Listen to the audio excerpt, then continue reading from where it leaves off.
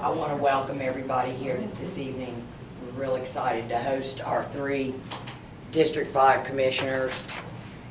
We have our incumbent, George Gabriel, Randy Gordan, and Tracy Norman. Let's start off. Ralph Wood, would you lead us in prayer?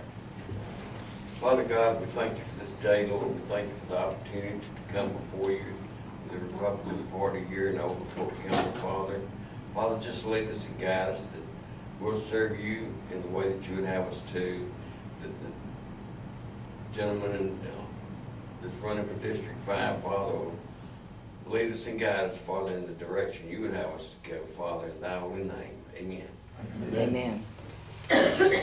Stand for the pledge. Stan Shaw will lead us in the pledge. I pledge allegiance to the flag of the United States of America and to the republic for which it stands, one nation, under God, indivisible, with liberty and justice for all.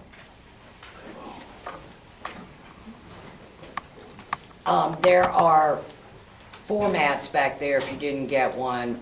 Each candidate will introduce themselves. They'll have 2 minutes. Questions will be answered in 1 minute. If there's a rebuttal, we'll give 30 seconds. 2-minute conclusions. And if you would, please silence your cell phones. And I'd like to introduce our MC this evening. It's Tim Bryant from WGAU Radio, he's helped us out so many times in the past, and we really appreciate you being here with us this evening. Thanks. Thank you. Thank you, Cathy, and thank you for the invitation. Everything she just said about the format you can disregard because she put me in charge, and I will just take over and run it as I see fit. That's usually the way this goes. We're on Facebook Live tonight, so say hello to the audience that might be logging on there. Facebook Live at the WGAU Facebook page. You know, you think of the, and the pastor's prayer, Randy's prayer made me think of this as I was driving over this evening. You think of the darndest things, the craziest thoughts that pop into your head sometimes. It occurred to me as I was driving over here tonight, someday I'm going to die. Well, that's not the funny part, although it might be. No, I was thinking, how can I get the most out of that experience? Because it's going to happen to all of us. What can I do to maximize that experience? And it occurred to me, I hit on an idea. So I'm going to have my lawyer draw up my will, and in my will, I'm going to have somebody slip a bunch of fireworks into my pockets, my coats and my pants pockets, and so there's fireworks, firecrackers and such. And then I'm going to have them cremate me. I think that's one way to, I don't know where I'll be, but I'll enjoy it whenever it happens. I'm sure I'll enjoy it.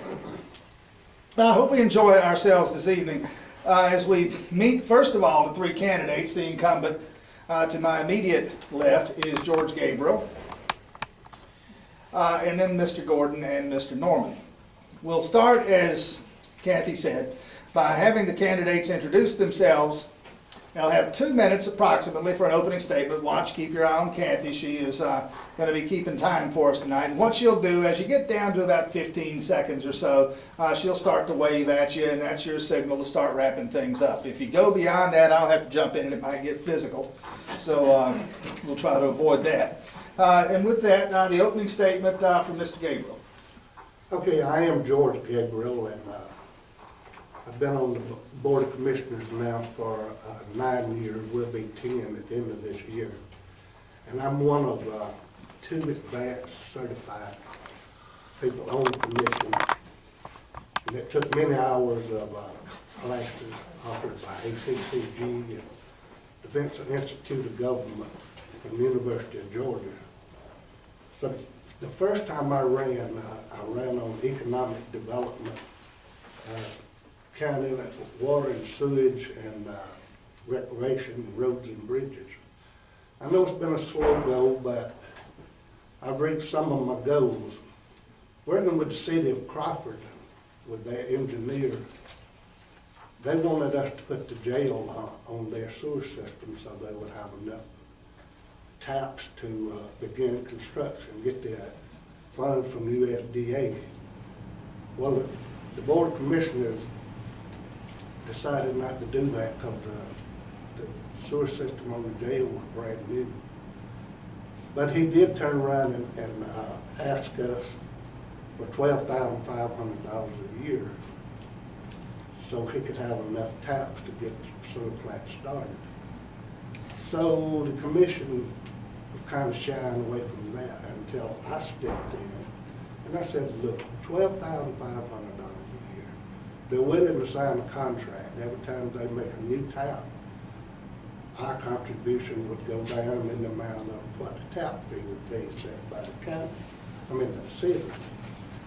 So after a little bit of discussion, I finally got the board to agree to go ahead and fund the Crawford $12,500 a year.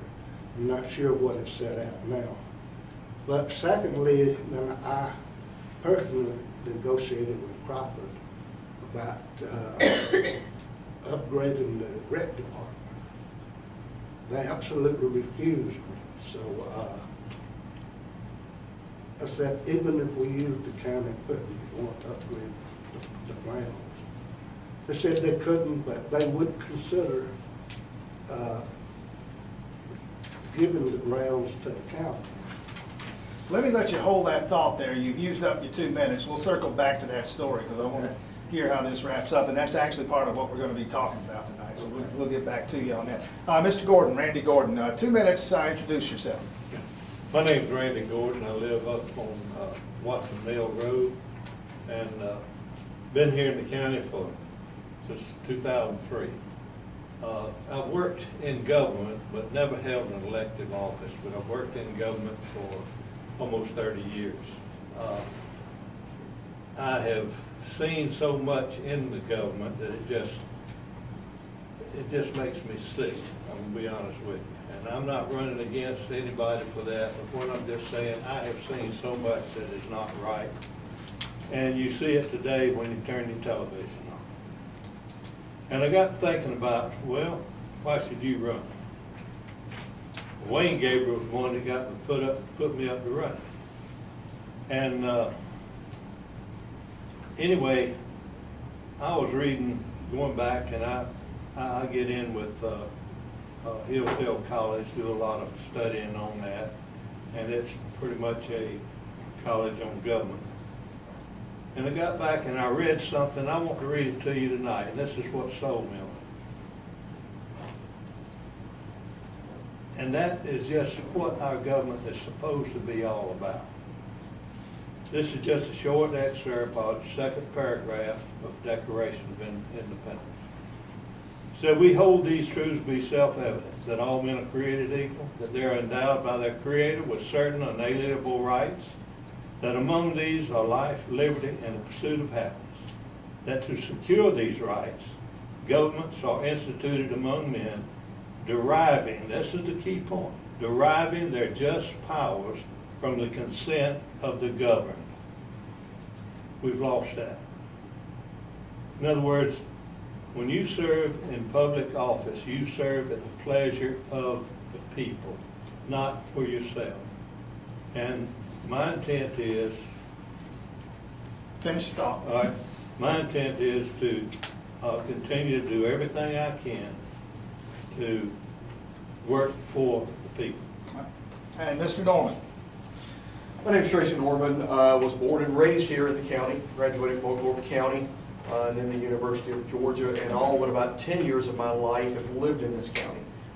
Those 10 years were spent traveling around the county with Johnson & Johnson and another company as part of my career. What really brought me to run was looking at the challenges that we're facing as a county. We have growth opportunities, but how do we take advantage of them? We have infrastructure issues, both with our internet, with some of our water systems. We need to continue to upgrade those. The other thing was that the safety issues that we have in the county, primarily with the fire department. Only, I think, 3 of our departments do not have an ISO 9 rating. There are a few that have better, but most of the county is an ISO 9. To improve that, we're going to need to expand some of the water systems in the county. We're gonna need to do some things to attract additional businesses in the county. We're gonna have to improve the internet. We're 10 minutes from downtown Athens, and we should be able to draw businesses that are low impact into the county. The other thing the last thing that drew me in was what appears to be a lot of noise around the government. It doesn't mean that there's things really going on in the county, but what we're seeing is a lack of communications or effective communications. And when somebody really doesn't know what's going on and they're not being communicated to, they can think the worst is going on, when in reality it's probably not. And that's the last thing we really need to improve, is how we communicate effectively with the citizens of this county. Let's go to the questioning now. You have 1 minute, 60 seconds to answer the questions, and I will decide one way or the other regarding rebuttals. Some of these questions are posed to specific candidates, and some are posed to all of you. This first one is for all of you. And again, 60 seconds to answer, and keep an eye on Cathy here down front. We'll start with you, Mr. Norman, and work our way back. What do you feel are the duties of the district commissioner? District commissioner is there literally to represent his constituents. First his district, then the county. It's not his own interest. It is definitely what the people that he represents are thinking. Now, you've got to find out what that is. I've been very open. Anybody that's asked for my cell phone number has got it. It's easy to find me. I don't do a good job of hiding. So, over the last few weeks, I've spent a lot of time going door to door around the county, and I'm hearing a lot from that.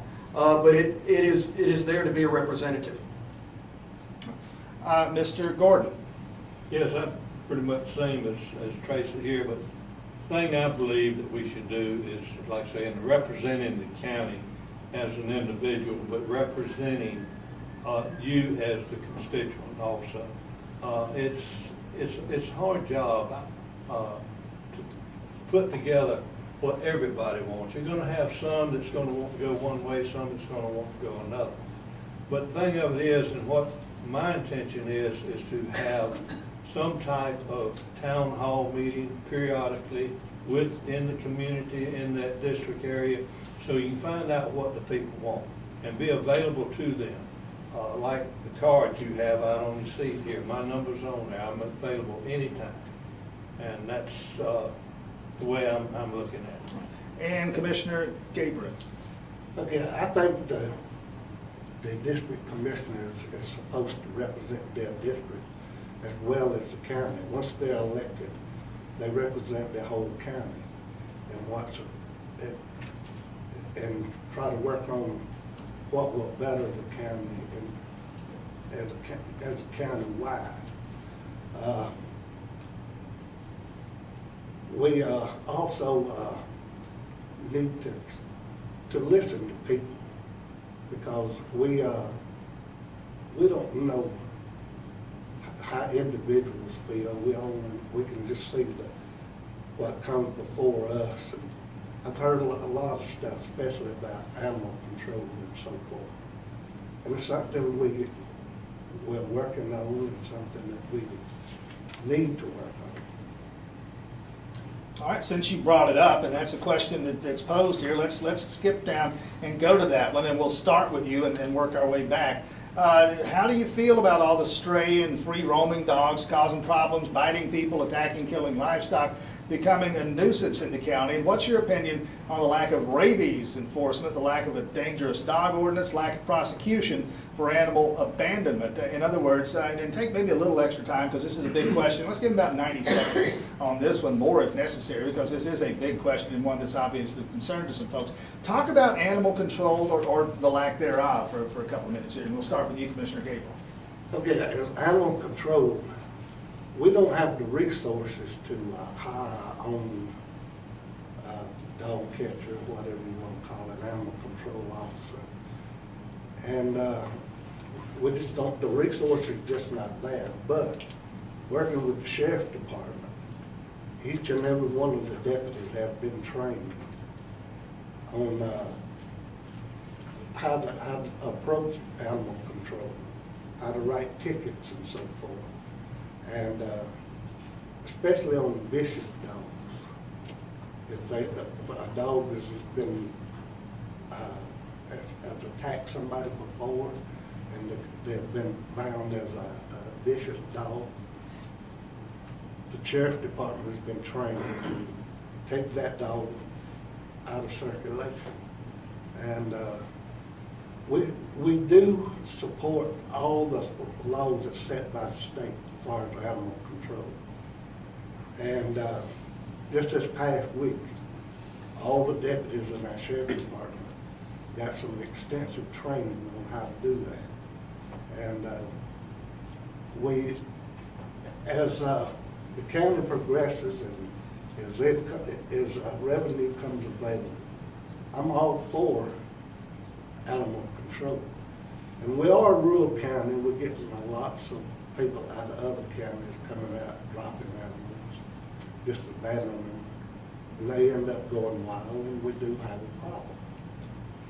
But as it stands now, our sheriff's department, each and every one of them, have been trained for animal control, and they had that extensive training just this past week.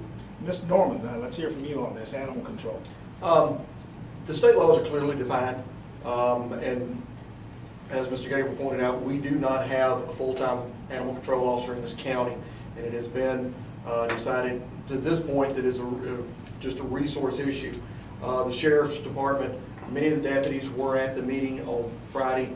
I dropped by for a little bit. I've been to a couple of the other meetings in the county, and they are aware of it and starting to do enforcement. I know in particular, Sheriff Gabriel has asked anyone if they see someone abandoning an animal, get a tag number. They will be prosecuted. And that's really what it's going to take to stop a lot of this. If somebody's dropping off animals in the county, you're going to have to capture them and get information and prosecute. But it is something that is a growing issue. We had a couple of people that were killed by dogs a few years ago here in the county, actually in this district. And it is a growing issue that we're going to have to make some decisions on. And Mr. Gordan. This meeting that Mr. Gabriel talked about, there was a seminar Friday. I was the only one out there. He may have come by, but I was there only a half a day. I didn't get to spend the whole day, but I tell you what, it was educational. People should have come out. In the animal control business, the state doesn't go far enough. It needs some more laws. It needs some laws within the community here. Now, I was asked by several, what would you do about it right now if there's no resources? And it was well taken. I talked to some about volunteers. There's enough people around this county that love animals enough that they could volunteer to do something about setting up some type of control center. It's not to enforce any laws, but to take the animals that are abandoned, the animals that are put out.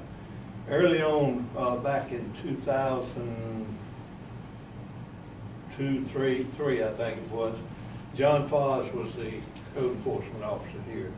I was the building department director and zoning director. And during that time, I would go out with him on many calls. And we have found calls back in these woods in Oglethorpe County, people tying dogs to trees that they fight. Most of those dogs are fought that you're finding back in there, and they're really not taken care of. One dog was, her whole lower jaw was broken. And they were tied to a tree with a chain big enough to tow a log truck. And it's sickening, the type of things that you run into. And another thing that goes on here on animal control, and you see it all up and down the road. You see these roosters staked out in these little A-frame huts. They're not to eat, they're to fight. And something needs to be done about that. A question again for all of you, and I think it was you, Mr. Gordan, who touched on this in one of your responses earlier, but we'll pick up there and we'll start with Commissioner Gabriel here. Would you be willing to hold district meetings for your constituents? Yes, I would definitely like to have meetings with my constituents. I think probably at least once a quarter have a town hall meeting, and just to hear and get feedback from my constituents on how they feel and what changes they think needs to be made in government. And give pointers on, and to give pointers to the commission how that can be paid for. Mr. Gordan? Yes, I did mention that. That is one thing that I think you can stay in touch with people, and that's what it's all about, staying in touch, see what they want. And another thing with that, I think the commissioner should get out and ride his district.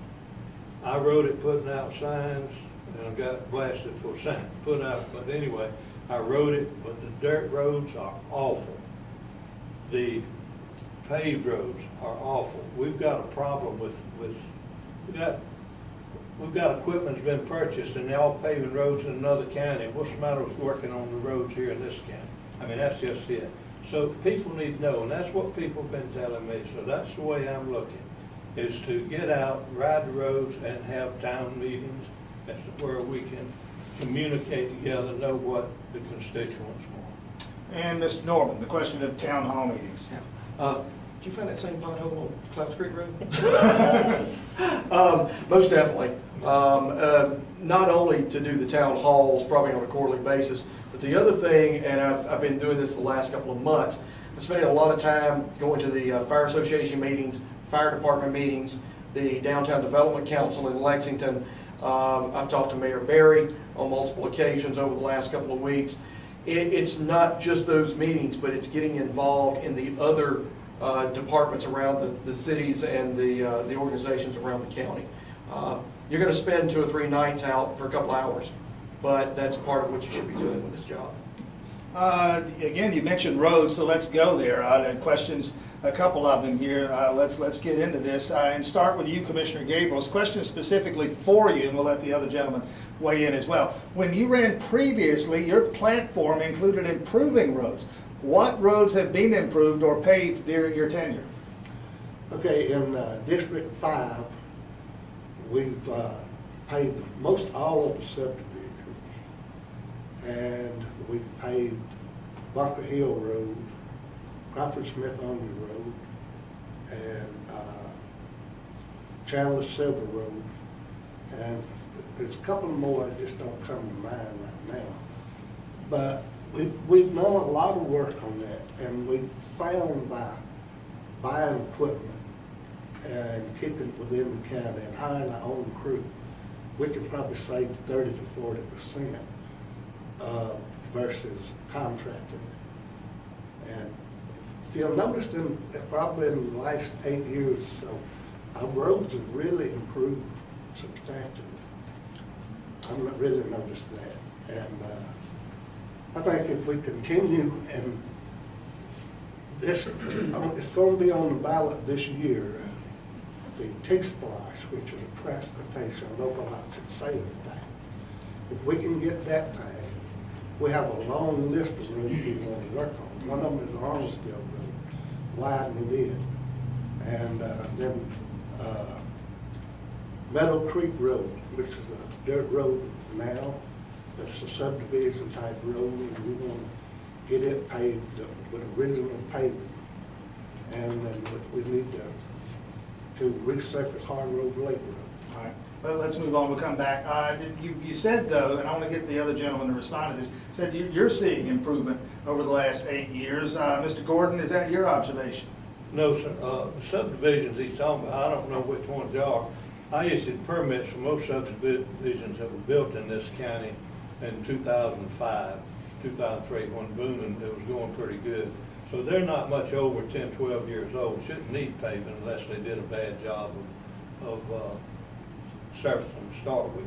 But I traveled roads around, and they're bad. College Hill Church Road, that's a bad road all the way out. The Beaver Dam Road, it is atrocious going out that way. The shoulders are breaking down, and that's just one. I travel it to Winterville pretty often, and it's going down to other places throughout the county and all. The roads just are not good. My question is, why shouldn't they be better if we have equipment to do this? And I know resources is important, but when they're hiring out to go to some other county and getting, hiring and paving roads, where are the profits going? Should they be going into the county to repave roads here? Hold that thought, because that question's coming up, this business about paving roads in other counties. But to you, Mr. Norman, again, what have you seen in terms of improvement in roads in the last 8 years, or the lack thereof, as the case may be? It's a mixed bag. We've got some roads that have definitely been improved. We've got others that are far worse than they were 10 years ago. It depends on where the road is.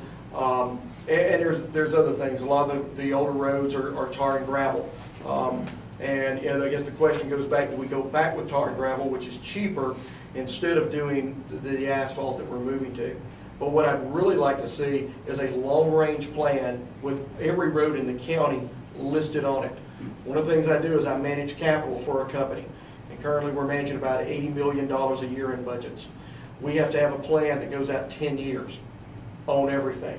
So we only know what we're spending this year, but we know what we're planning to spend 10 years out. And we need to run the road department much the same way, so that you've got a very strict schedule that you're looking at, and you can make plans 10 years down the road and know what your budget's going to be long range. You may have just answered the next question, but I'll allow you to elaborate anyway. Many roads, it says here, have not been resurfaced in 25 years. If elected, how do you determine which roads need resurfacing first? What's the triage process? It's much like it when we acquire new property. We go in, we evaluate that piece of property. We may have multiple buildings. We have to go in and figure out which buildings have the worst issues, what needs to be stabilized first, what can be put out. Then we start the schedule. And once we do that evaluation, we line it out on a timetable, look at what the cost is, and then look at the budget and figure out at what pace we can do that. Is there a possibility we can do less on one project and then move that money somewhere else? But it's a budgeting process. It is not necessarily simple, but it's understandable. But it will take quite a few hours of time. That's what I do now. And that's one reason I realize that that's what you have to do. And there are roads, I can take you some that have not been paid in 25 years. Mr. Gordan. Yes, he's hit it right on the dot. It's about going out and doing evaluation, seeing what's there. Another thing, you can go a little further. When that road was paved, what type of road bed was put in? The reason a lot of these roads are breaking down is because it was an inadequate road bed. They were just paved over top of clay, or paved, they didn't build any road bed. And the standard should be, and we need to go back to a standard, or go to a standard of how to build a road. Go in with the proper GAB, build that thing up, when you dig it out. Some of these roads gonna need resurfacing, not just resurfacing, but going to need to be redone. And especially the high traffic roads. I know when they repaved, part of the road going out, I think toward the Beaver Dam a few years back, it's already broke down. It's just because there's no road bed. All right, Mr. Gabriel, Commissioner Gabriel, the question was, how do you determine which roads need resurfacing first? Well, like Mr. Norman said, it needs to be, you need to project out 5 to 10 years. And you need to ride your district and see what roads are in the worst shape and how much traffic there are on the roads. And secondly, if they haven't been paved in years, maybe move them a little bit forward. But it always depends on the amount of traffic that's on the road. If it's not a lot of heavy trucks, we have a lot of problems with trucks tearing up our roads. They have to pay road impact fees every year when they get the tags. But the counties don't see any of that money. So, but we just have to budget what we can, and we have to determine which roads need it worse, and take care of the high traffic areas before anything else.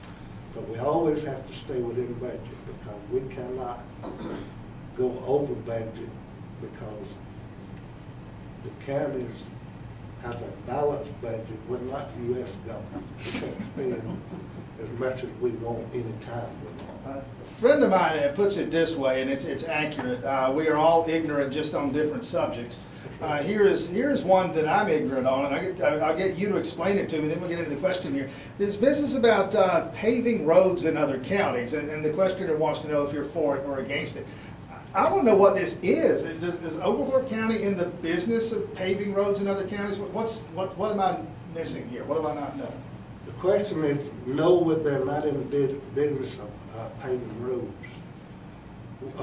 We procured some equipment and we found out that we could save 30 to 40% on paving our roads.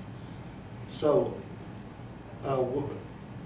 our chairman talked with some of the chairmen in surrounding counties, and they wanted to, and it just happened one year, to pay 5 miles for them and see how much it would cost.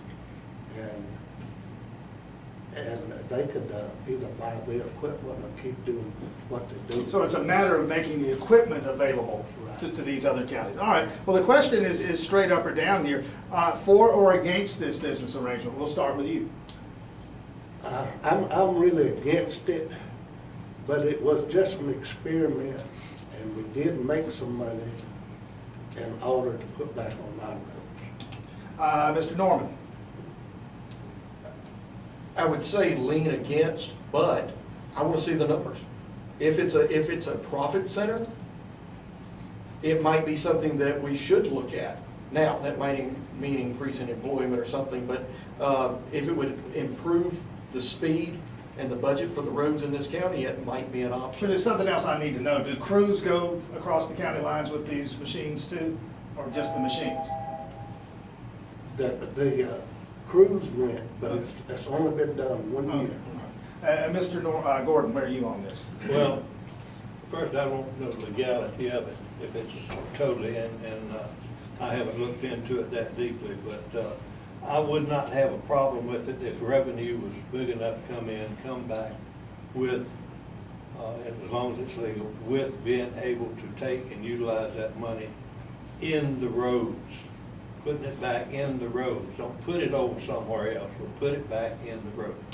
Mr. Norman, you anticipated the next question here. We'll move on to the budget here. What you said was, in response to that question, you would need to see the numbers. There have been some observations and some complaints, frankly, that there's not enough transparency on the budget in Oglethorpe County. What would you say to that? What improvements would you make to give citizens more access to budget reports and expenditures in all departments? And first of all, do you accept the premise that the budget lacks transparency?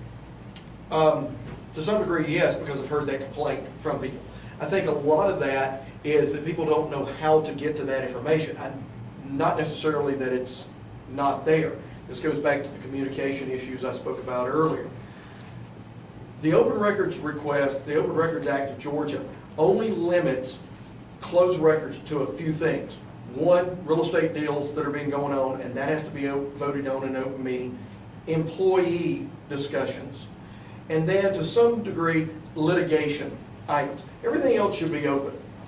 Most people don't know how to put an open records request out, though, for that information. And that's probably the biggest thing. Mr. Norman. Oh, I'm sorry, Mr. Gordan. But the same thing, when you go in and request an open records request, he hit it on certain items you cannot request on. But anything else you go in, there should be a form there, you fill out that form, and you sign off on it that you want open records for a specific item from a specific time to another time. And you can get that. It's very easy to do. I've had to do it over the years and requested some myself, and it's very easy to accomplish. And that's open to the public, to anybody can come in and get it. All right, Mr. Commissioner Gabriel, again, the premise of the question is that more transparency is needed on the budget. Do you accept the premise of the question? If so, what could be done, what should be done? Well, I think the budget is pretty much transparent. We publish it in the Oglethorpe Echo. It's also on our website, on the oglethorpecounty.gov. And it's there to anybody to see.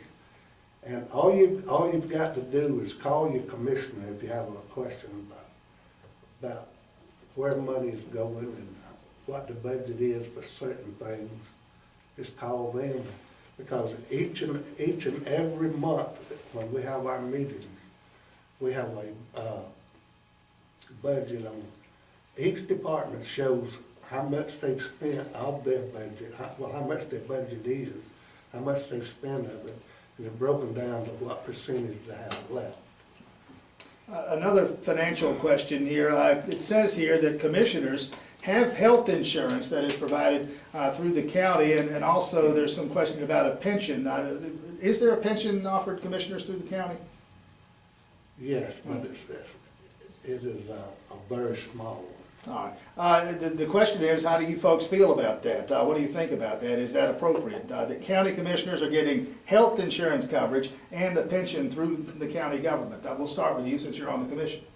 Okay, the county commission has the option of buying health insurance through the county. And the county subsidizes it somewhat. But all of the commissioners not on that health insurance plan, they have an option to buy into it if they want to. But I guess by way of yes or no, is that an appropriate thing for the county government to be offering elected officials, in your opinion? In my opinion, it's not really. But the commissioners don't make anything. So it is a benefit for them to attract good people to the commission. Mr. Gordan? Well, start with, I wouldn't participate in it myself. I'm okay, you know, so I wouldn't participate in it. If you like your doctor, you don't keep your doctor, is that Yeah, I'm what? gonna keep my doctor. But the thing of it is, when you look at that, the retirement thing, I think is a good thing. But I'd rather see them look at, now they've got, if you're gonna be on for a long time, I don't see them go like the federal government. You go in there, whatever you make 1 year, that's what you retire on if you spend 2 years in office. You know what I'm talking about. But the retirement, if you're gonna be there a long time, but it really doesn't, it's not beneficial, that beneficial to people like myself, people like Mr. Gabriel now. Might be a little more to him, he's a little bit younger. But it's not really enough there, I think, to even worry about it. All right, and then Mr. Norman, the youngster. I don't know if I'm that young anymore. I'm actually against it completely. When we talk about tight budgets and things, one of the things he said, Mr. Gabriel said, was it is supplemented. If it would be one thing, if it was something that one of the candidates was paying for, or one of the board members was paying for out of their pocket, but if it's being subsidized, no. We all volunteer to run for these positions. This is not a job for us. It doesn't pay enough to make a living on. I've got good insurance. I wouldn't take it. And no, I'm definitely against. Just because I don't know it, if anybody does, sing out. How many county employees, how many people on the Oglethorpe County government payroll? Can anybody even ballpark that for me? And also, we have our chairman here tonight. He can also tell you that nobody gets insurance either, unless they pay for it. So what's the answer to that question? How many, It's roughly 140. and that includes the sheriff's office? Yeah, 100 of them are full-time, about 40 part-time. Okay. This actually could have been the first, and I suppose it could have been maybe even the only question, but we'll get to it now, because it's maybe the most important question we'll deal with tonight. What do you think, and we'll start with you, Mr. Norman, and work our way back. What do you think are the most major areas of concern for Oglethorpe County? And what are your plans to improve or solve these problems? We'll give them 2 minutes for this one. One is, how do we control growth?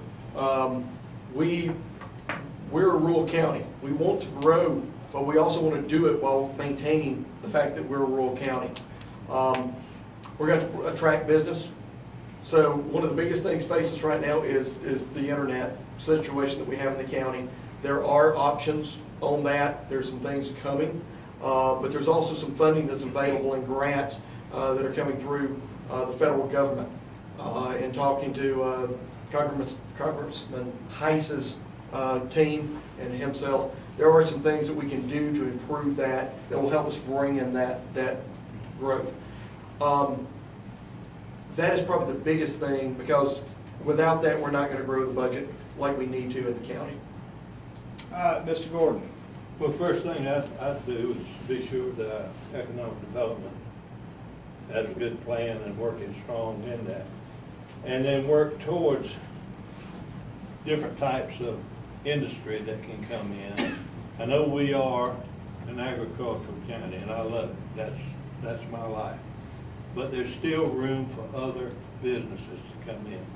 So to be on the commission, I think we need to start looking at ways and means to start setting aside some type of plan for industry. Parks, I'm talking about Industrial park. industrial park. Plans such as that. There's plenty of land, things to do here. And we do that, we got places for people to come and build. I mean, we've got people that's traveling back to Athens and other places. When it was booming and we were having a lot of building going on here, these people they live here, but they work somewhere else. And we wanted to get it where we've got a place for them to live and work. And I think this is something that, as we try to bring in new building, new subdivisions, that's tax dollars that will help build these parks. And that's what I'd like to see done, is try to go ahead and bring in not only building, but start bringing in new industry. Mr. Gabriel. I think the biggest challenge that the county has today is infrastructure. In order to have economic development, you've got to have water and sewage. And that's where we have a problem. We're such a rural county, and we have no water reservoirs. We have to depend on wells. And the only sewer system we have is owned by the little city of Crawford. So what economic development we have now, we depend on Crawford sewage for that. So what I think the long-range goal of this county should be infrastructure. Again, this is another place where I just don't know, and I apologize. You've all touched in some form or fashion on the issue of I think you're talking about industrial parks and different places for different types of businesses. Again, complete ignorance on my part. Is there in existence now, and if not, should there be some kind of land use planning, zoning? Does that exist in Oglethorpe County, and if so, to what extent?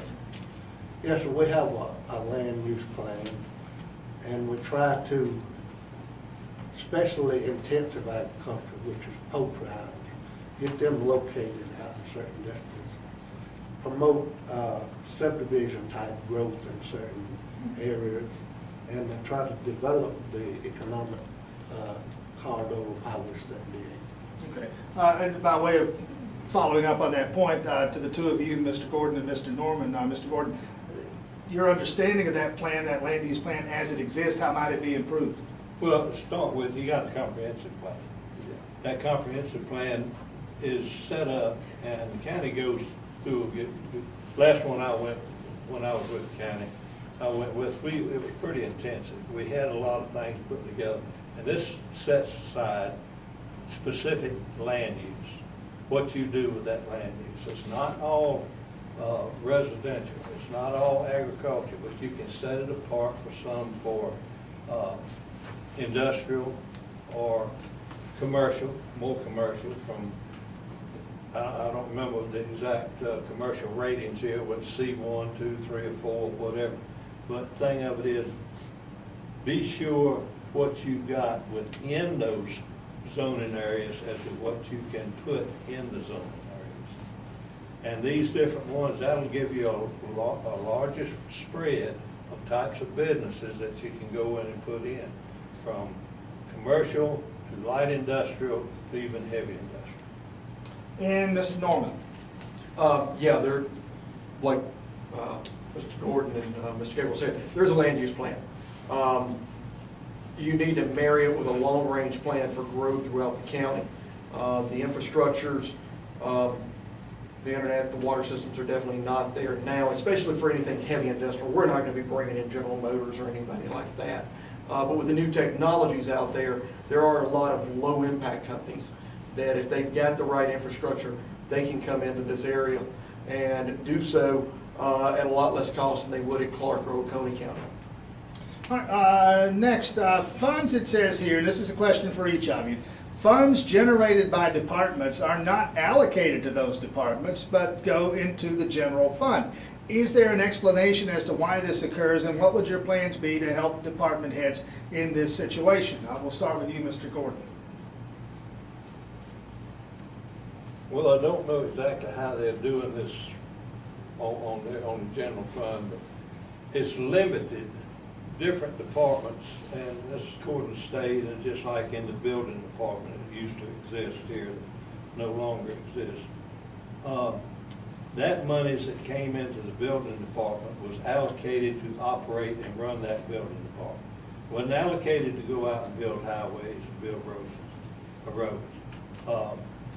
The other departments, I'm not sure how they're allocating their money, if it's just going in the general fund or whatever, if it's state law requires them to go into a specific operation of it. But I do know what you have to do with building. That's what my expertise is in that, not just building, but in other areas too, in the zone. Commissioner Gabriel. Yes, each time a department brings in any kind of revenue, it goes back into that department. It's represented on when we post budgets and so forth in the newspaper. Like they say, the Senior Citizen Center, they have fundraisers and they bring money in, but they use that money themselves. It doesn't go into the general fund? It does not go into. How many departments in Oglethorpe County government? Well, let's say you got your road department, you got, you want to know all the judicial and everything? Yes. Okay, well, when you mandate by the state to have judicial, magistrate judge, probate judge, Okay. and superior. Right. All right. We have Senior Citizen Center, we have a recreation department, we have an EMS department. We fund volunteer fire departments. I didn't mean to put you on the spot, but I remember the last time I did one of these, the question, I think it was a sheriff's forum. There are no, in none of these municipalities, there are no local police departments, right? The entire law enforcement is provided by the Oglethorpe County Sheriff's Office. Correct. Okay, but you're disputing the contention of the question here, because it says, the question says that the funds generated by the departments don't stay in the departments, but go into the general fund. You're saying that's not the case. That's not the case. Mr. Norman. It will depend on the department. Some departments are able to maintain some of those funds, but under state law, some of those departments cannot maintain those funds, most specifically the sheriff's department. Anything such as ticket revenue coming in and things are not allowed by law to go back to the sheriff's department. It does have to go through the court system and then is dispersed into specific funds from there. As determined by the commission or? No, by the state. By the state. By the state. Mr. Gabriel, the questioner wants to know, how many training sessions does a commissioner attend each year, and how many of you attended? Well, required by the state for, I think it's 40 hours you have to take, mandatory by the state, right after you're elected. And that's offered through the Vincent Institute at the University of Georgia. And then ACCG and the Vincent Institute offers classes every year. And you get paid for, if commissioners choose to take the classes, the county pays for the classes, and all you have to do is attend them. And I've had probably, I took the 40 hours to begin with, and I've taken classes every year since I've been on the board. Have either of you other two gentlemen done anything similar? I know that I'm familiar with those programs he is specifically discussing. I'm not too, but Okay. I'm advanced certified. As a commissioner. Any type of government training in either of your backgrounds? I have level 1, 2, and 3, as far as you can go, in code enforcement through the state, through the Carl-Vinson Institute, which most code enforcement cities or counties that have code enforcement, they're required to go through that. I've also got training in the GAZA, which is Georgia Association of Zoning, and I've got training in that. Got probably 14 years training in that, and another 20-some years training in code enforcement. Mr. Norman, any formal training in government for you? I've never worked in government. I've never held an elected position. That being said, the industry I work in is highly regulated. So I've been through quite a bit of government through training courses, mainly industrial courses geared toward either construction and the codes around the construction, or in FDA and DEA compliance. So. Another couple of questions here, and then we'll get to closing statements. To circle back to, this is another roads question, and this deals with a specific road. It's been touched on, but let's elaborate on it a bit more. Specifically, Bunker Hill Road, newly paved. Why has it deteriorated in the manner it has, and an explanation for the holes on other newly paved roads? I know we touched on some of this, but let's go back and revisit. What do you do to correct that? We'll start with you, Commissioner Gabriel, specifically Bunker Hill Road. Well, Bunker Hill Road has most all the truck traffic that comes into the county. We have a large poultry industry, and all the trucks that has to go out in that area has to take Bunker Hill Road, because when you come through Crawford, you cannot make the turn there at the red light, so they use Bunker Hill Road. And real heavy truck traffic is what's wrong with that road. But it is maintained and been paved twice in the last 8 years. Wow. Mr. Gordan. Well, I say it goes back to improper road beds to start with. It's probably a road that was there, it's been used over and over for years, but it was surfaced back when there was no road bed. They just surfaced over top of clay, very little rock. That type of road needs to go in and put the proper road bed dug out, put GAB in there, 6, 8, probably 8 inches of it or more, and then go back with a surfacing on it if it's going to be heavy traffic. It doesn't need to just be top and overlaid 1.5 inches with asphalt, and then 2 weeks later it's breaking down again. That's just throwing money away. Mr. Norman. Bunker Hill, and specifically, some of that could be most likely from water infiltration, like Mr. Gordan said, improper prep under it. We pave a lot of parking lots and things around our buildings, and that's usually one of the key things we see if it's water infiltration. There's an issue, you have to dig it up, fix that section at least before you can pave it. The real question is, what do we do to limit access to trucks on that road? At one time, there was a nice sign at the beginning of that road that said, "No through trucks." Now, our poultry industry, your feed trucks and your chicken trucks are still going to go through there. You're going to get some logging trucks. But right now I'm seeing Yellow Freight and Roadway Express and other trucks that are definitely through trucks going to the depots in Athens.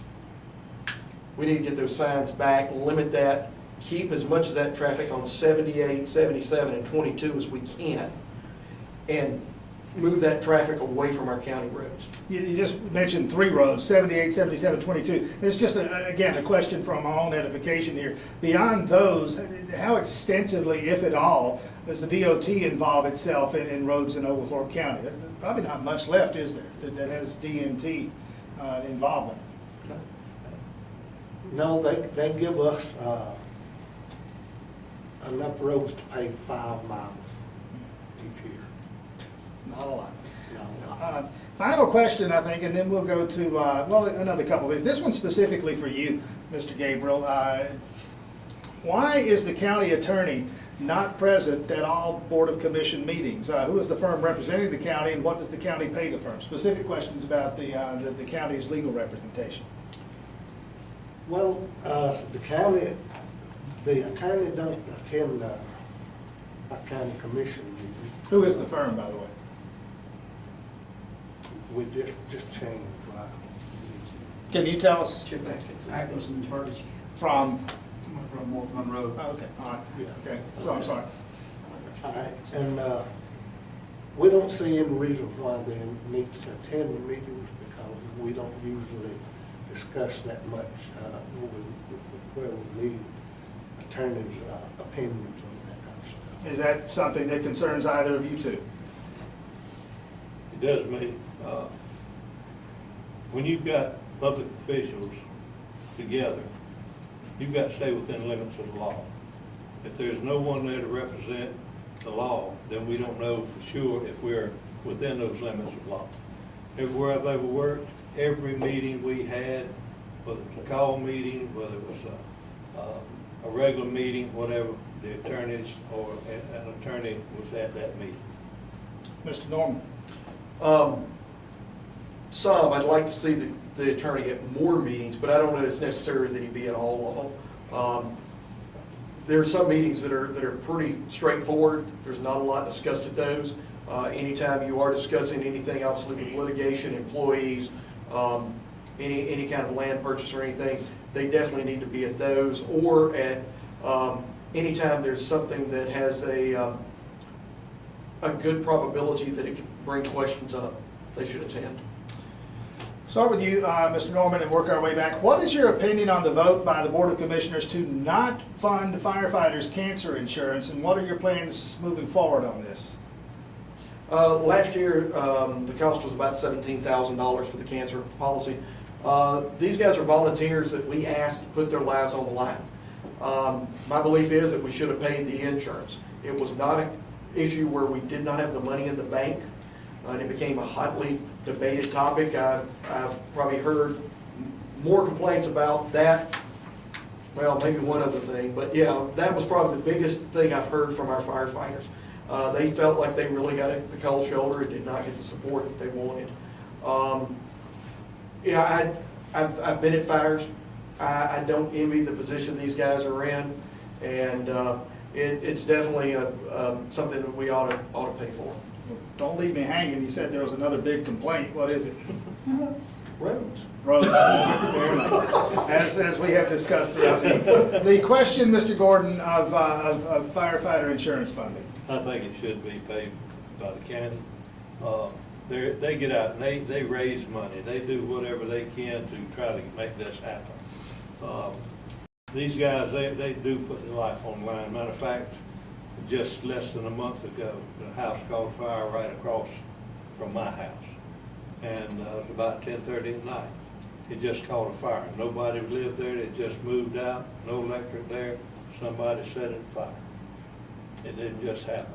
And those guys out there just busting their self, trying to get it down. And it was engulfed pretty much when they got there. And it was the house a total loss. But I believe they need to be receiving those kind of benefits. Commissioner Gabriel, how did you vote on that, and explain the vote? Well, it never came to a vote, but we do support the volunteer fire departments as much as we possibly can with the revenue we have to do it with. We give our fire departments 1/2 a meal of the revenue that's received within that fire district. And totally, it's $169,000 a year that's given to the fire department. Well, the state starts all this regulation, and they never take under consideration the rural fire departments. It don't have that kind of funding. But we got